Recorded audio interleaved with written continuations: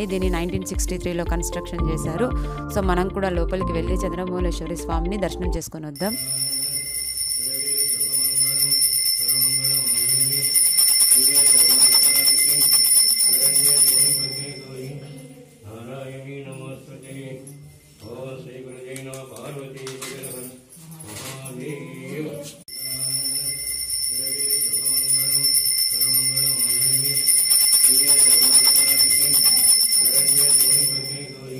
ఇక్కడ మాకు ఈ టెంపుల్లో పాము పుట్ట కనిపించిందండి. మేము ఇక్కడే దీపాలు పెట్టామండి. కార్తీక మాసంలో దీపాలు పెడితే చాలా మంచిది కదా.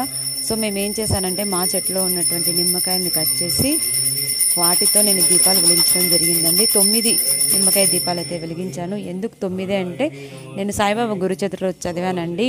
సాయిబాబా చివరి రోజుల్లో తన భక్తురాలికి 9 అనాలు దానం చేశాడంటండి. ఆ 9 అనాలు నవవిధ భక్తికి తార్కాణాలని సాయిబాబా చెప్పిన మాటలు నేను నమ్ముతున్నాను కాబట్టి 9 దీపాలు పెట్టానండి. ఇవి ఉసిరి చెట్టు కింద పెట్టినటువంటి నేను 9 దీపాలండి.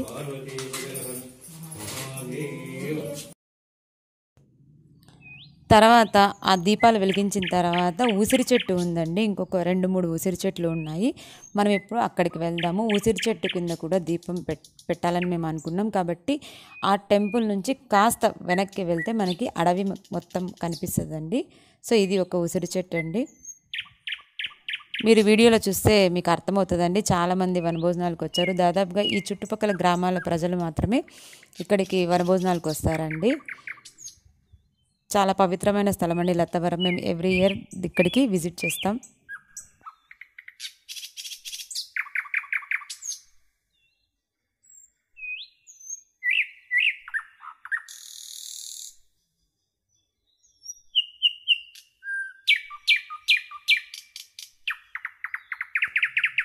సో పూజ తర్వాత మేము కూడా ఉసిరి చెట్టు కింద కూర్చొని భోజనాలు చేసామండి.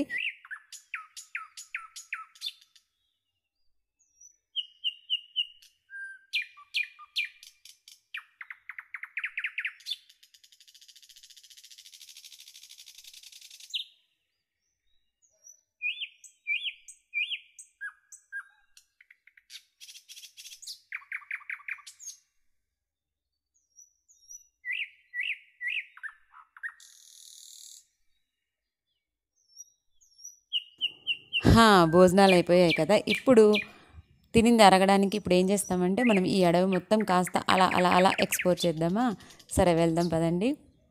సో అక్కడక్కడ మనకి లావెండర్ కలర్ పూలు, నేనైతే దిష్టి తులసి మొక్క ఇక్కడ నుంచే తెచ్చుకున్నానండి. అలా ఇంకా కాస్త ముందరికి వెళ్తే రేణిగాయ చెట్లు.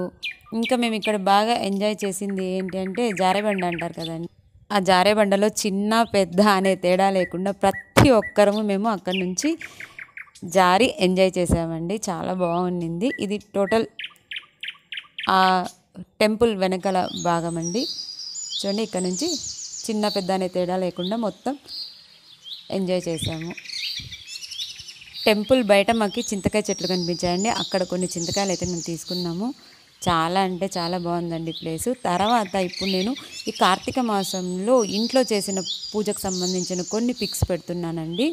ఇది క్షీరాబ్ది ద్వాదశి రోజు మా ఇంట్లో ఉన్నటువంటి తులసి మొక్కకు చేసినటువంటి పూజ రోజు పిక్ అండి.